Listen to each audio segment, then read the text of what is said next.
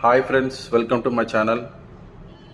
ఇవాళ మనం డిస్కస్ చేసుకోబోయే టాపిక్ వచ్చేసి సన్ గ్లాసెస్. అంటే మనం జనరల్గా అందరూ కూడా ఈ సన్లైట్కి వాడే సన్ గ్లాసెస్ ఉంటాయి కదా, వాటిలో ఈ పవర్ ఉన్న వాళ్ళు, ఆల్రెడీ ఎగ్జిస్టింగ్ స్పెట్స్ వాడుతున్న వాళ్ళు, ఆ పవర్ అనేది ఈ సన్ గ్లాసెస్లో పెట్టవచ్చా పెట్టలేమా అనే విషయాన్ని మనం తెలుసుకోవడానికి ట్రై చేద్దాం. తెలుసుకునే ముందు ఈ నా ఛానల్కి మీరు లైక్ చేయండి and subscribe and me bell ఐకాన్ని కూడా ఆన్ చేసుకోండి, సో దట్ ఈ వీడియోస్ అవన్నీ కూడా మీకు రీచ్ అవుతాయి. ఇంకా తెలియని వాళ్ళకి ఎంతోమందికి కూడా ఇవి రీచ్ అవుతుంది. ఓకేనా? So let's start the topic. So ఇక్కడ ఏంటంటే సన్ గ్లాసెస్లో పవర్ అనేది జస్ట్ ఇంజెక్షన్ లాగా పవర్ దాంట్లో పెట్టడం అనేది కుదరదు.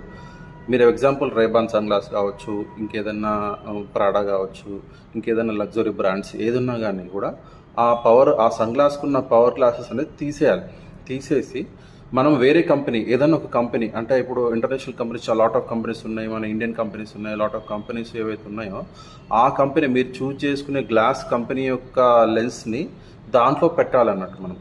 అంటే ఇక్కడ మనకి పోలరైడ్ అనే సన్ గ్లాస్, పోలరైడ్ అనే గ్లాస్ ఉంటుంది. పోలరైడ్ అంటేనే ఎప్పుడు డార్క్ ఉంటుంది అన్నట్టు. పోలరైడ్ అంటే ఎప్పుడు డార్క్ ఉంటుంది, దాంట్లో కూడా బ్లాక్ అండ్ బ్రౌన్ ఆప్షన్స్ అనేది ఉంటుంది అన్నట్టు.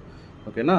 సో అలాగే టింట్ అని ఉంటాయి. టింట్ అంటేనేమో పర్మనెంట్, ఎప్పుడు టింట్ అని ఉంటుంది. ఇక కలర్ లైట్ కలర్ టింట్లో మనం లైట్ కలర్స్ కూడా వేసుకోవచ్చు, డార్క్ వేసుకోవచ్చు, లైట్ వేసుకోవచ్చు, గ్రాడల్ ఫినిషింగ్ కూడా. గ్రాడల్ అంటేనేమో పైన డార్క్ కింద లైట్ ఇట్లా వేసుకోవచ్చు.